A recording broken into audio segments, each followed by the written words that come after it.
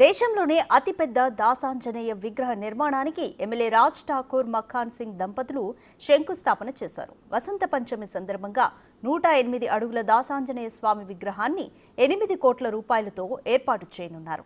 రామగుండం ప్రాంతంలో ఇప్పటికే రాముని గుండాల ఆధ్యాత్మిక కేంద్రం ఉంది. ఇటీవల 1800 ఏళ్ల క్రితం నాటి ఆంజనేయ స్వామి విగ్రహం బయటపడింది. దీంతో అక్కడ విగ్రహాన్ని నిర్మించడంతో పాటు పర్యాటక ప్రాంతంగా అభివృద్ధి చేస్తామని రాజ్ ఠాకూర్ చెప్పారు.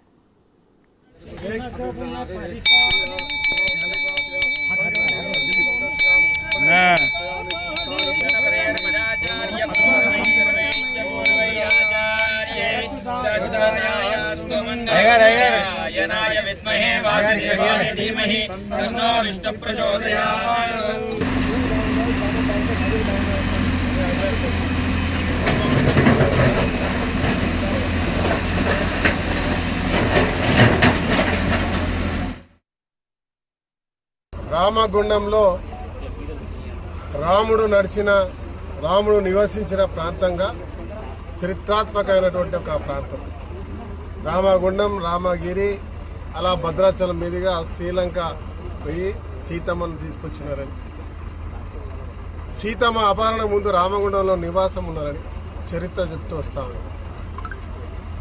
అనేకమైనటువంటి గుళ్ళు, పవిత్రమైనటువంటి వారైతే గుండాలు ఉన్నాయో వారు వాడినటువంటివి ఈరోజు కూడా అక్కడికి వచ్చి భక్తులు ఏది కోరుకున్నా ఆ కోరికలు వెంబటే నెరవేరుతాయి.